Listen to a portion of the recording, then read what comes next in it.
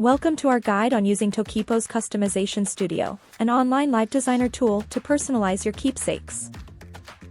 Now, let's walk you through the steps to personalize your keepsake. Click on the Shop button to enter Tokeepo's online showcase page. Select a keepsake that suits your taste and click on it.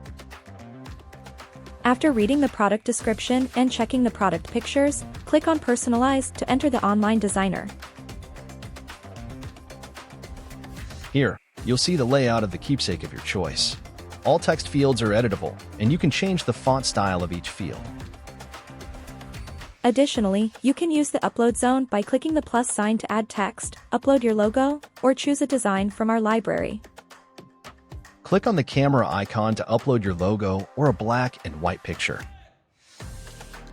Click on the text icon to enter the text of your choice. Remember, the possibilities are endless, whether it's a heartfelt message, a witty quote, or a funny joke.